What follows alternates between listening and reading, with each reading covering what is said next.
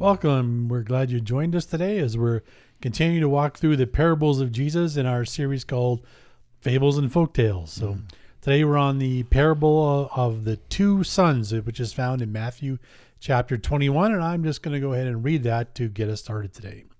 The parable of the two sons goes like this, and this is Jesus talking. He says, "But what do you think about this? A man with two sons told the older boy, 'Son, go out and work in the vineyard today.' And the son answered, 'No, I won't go.'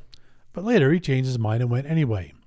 Then the father told the other son, 'You go.' And he said, 'Yes, sir, I will.' But he didn't go. Which of the two obeyed his father?"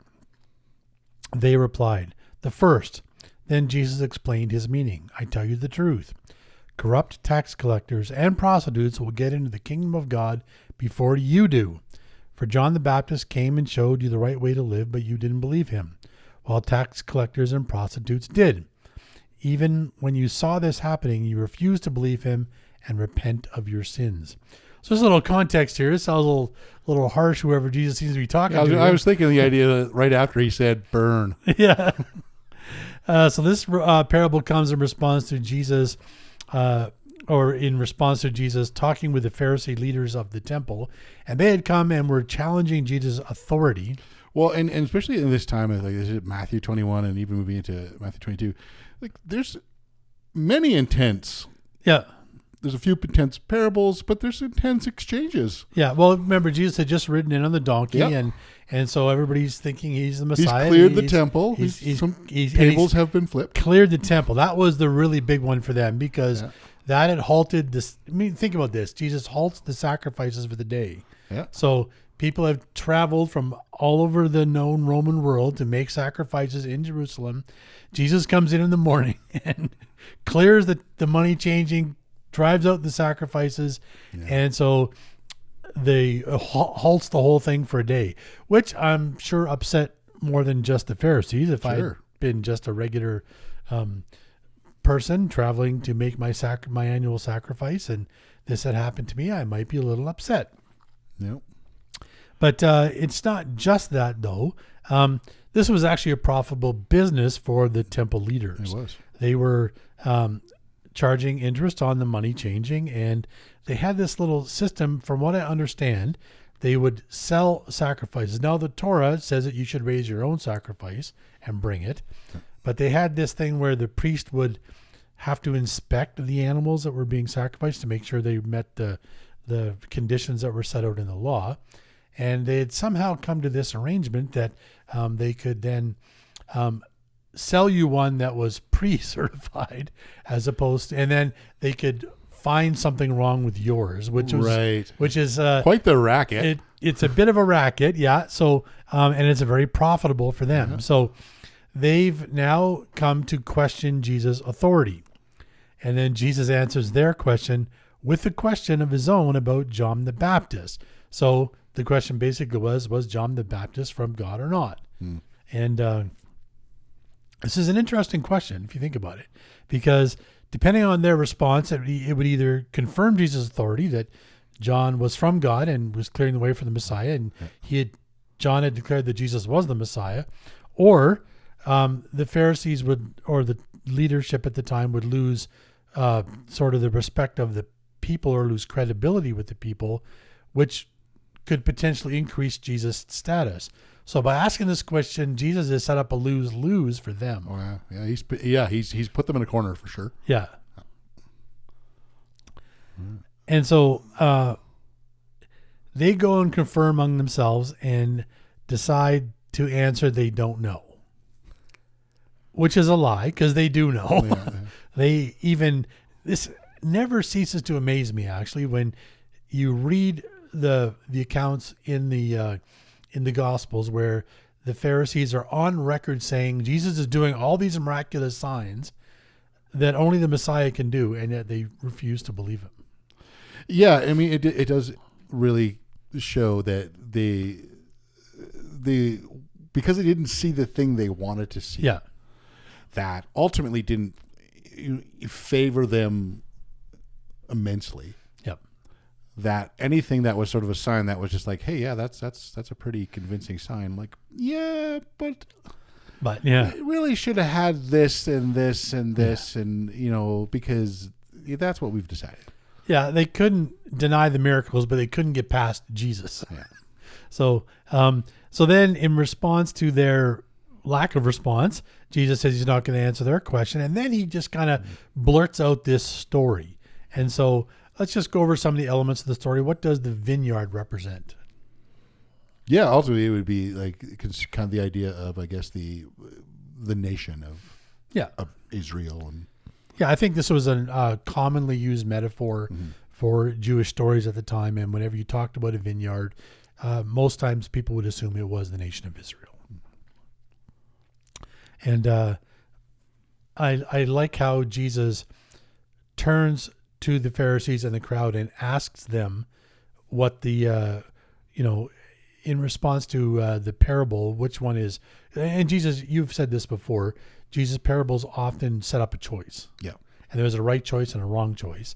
And Anna Case Winters, in her commentary on Matthew called Belief, after Jesus had turned to the Pharisees and asked them which was the right answer, they reply with the right. So they know what's right because it's the obvious choice. Mm-hmm.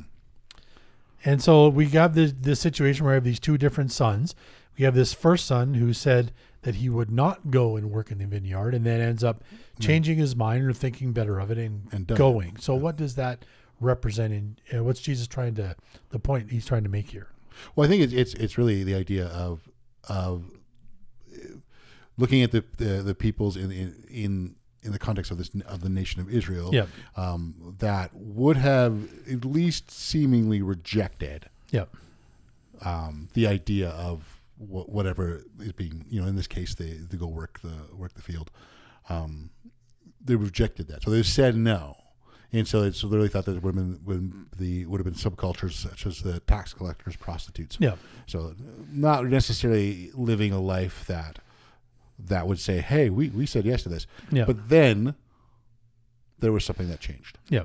And so, yes, they initially said no, but then all of a sudden actions and all that changed after the fact. Yeah, and it's interesting that he uses the prostitutes and tax collectors as his examples because they were considered sort of the worst sinners of that particular culture. They would have been low on the whatever the social status in the nation of Israel, or at least in the eyes, we'll say, at least in the eyes of the religious leaders he was directing this to.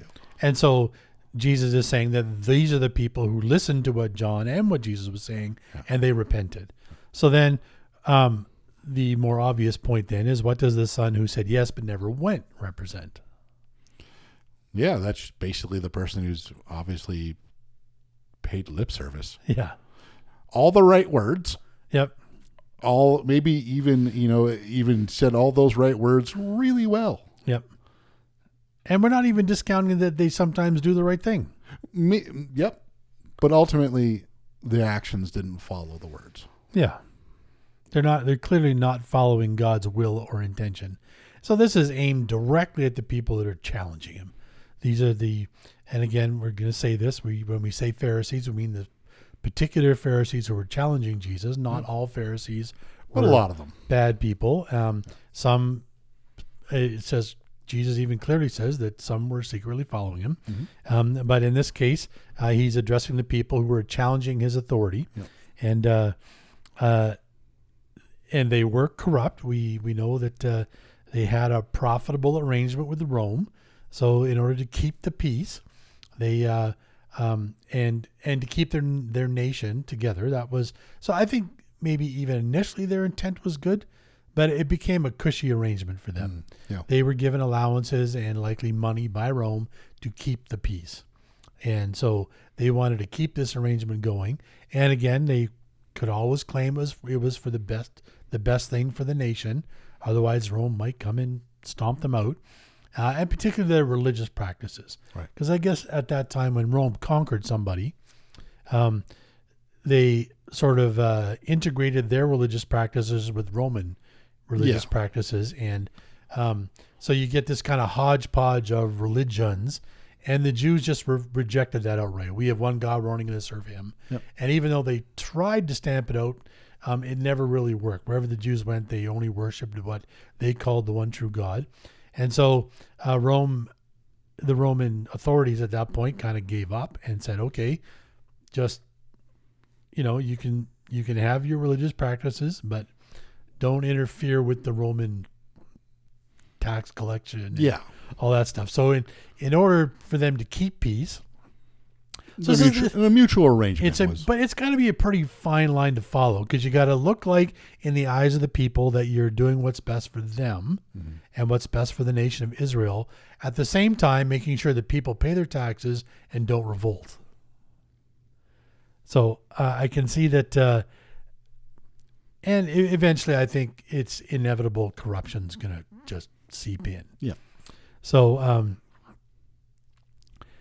well, I mean, and based off of what we just talked about at the beginning, they found a way to not just sort of like, oh, you stay in your lane and we'll stay in our lane. It was just sort of like, oh, we may have found a way to profit from this too, which is really becomes the idea is it's not just like we found a way to work within the system. It is sort of like, and then we found a way to manipulate the system off the backs of. Yeah. And that's really, I think, it's not just here. In other places, too, Jesus really takes issue with that, in that he accuses them of, not, or I think how you say, going to hell and taking others with you kind of thing. Yeah. So, again, like you said at the top of our talk today, this is one of those intense exchanges where even the Pharisees understand Jesus is taking a poke at them. So first of all, they rebuff his challenge to them, challenging his authority with a trick question. Yep. And then he then tells this parable, which exposes their corruption. And even they admit that that when they're asked who the which son is the one who obeyed his father, they know it's the first one, which they're not. So again, this I think goes along with what's happening for Jesus during this week. He's consistently goading and pushing the Pharisees, and to the point where they're eventually going to want to see, they already want to see him killed, pushing them to the point where they're going to take action on. Yeah, and it does very much also move into what we definitely see Jesus had issues with a lot of the religious leaders of this time. In the idea of the hypocrisy or the superficiality. Yeah. And this is that whole thing. You said yes. Great. It was actually superficial because he didn't actually do anything. Yeah, exactly. But these people, when they said no, they actually then did it. And it really is coming in a lot of the superficiality of that is going on and really coming against that. Yeah. So we've had these verbal exchanges now. So if we just take a step back now and look at what Jesus is saying, what can we learn from this? What can we apply today? Well, I think this is going back to the whole superficiality. Those who appear to be righteous may not actually be. Yeah. And this seems to be a common theme in many of the parables we've looked at, is that Jesus is saying that often the people that we think are the most righteous, and again, the Pharisees of that day were considered to be the most righteous. Yep. They were doing lots of right things. They were, it makes me laugh the one time when Jesus says they tithe on their vegetable garden and their herb gardens. They were giving a tenth of, they were going so far as a tenth, or to give a tenth of their produce from their herb gardens to the church kind of thing. Yeah. And yet they overlook what Jesus says are the big issues, which are compassion and kindness. So that's right.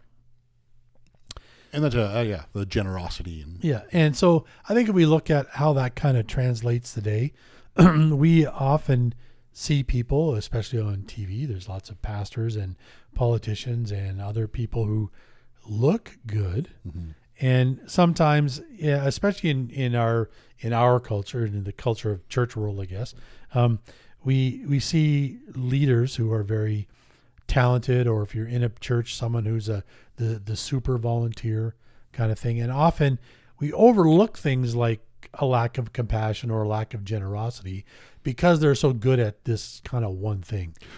we were actually, just before we started recording, we were kind of talking a little bit about that, talking about a lot of very well-known preachers and whatnot, and just the amount of there are some very good preachers who are good followers of Jesus too, but we seem to be there's so many that thing comes out, and there's just a lot of stuff going on that is just, and it's not just sort of like they're human. It's like, this is really completely opposite of what you preach so well. So talentedly, but what you're living is completely different. Completely different of that, and so we do see a lot of that.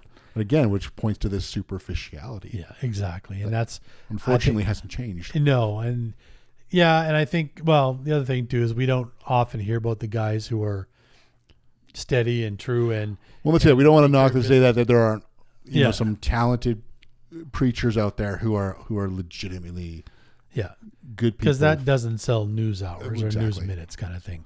Okay, we get that. Okay, so the other thing I think that we've seen as a common thing through the parables is that we are not to judge ourselves. We as people aren't to judge other people.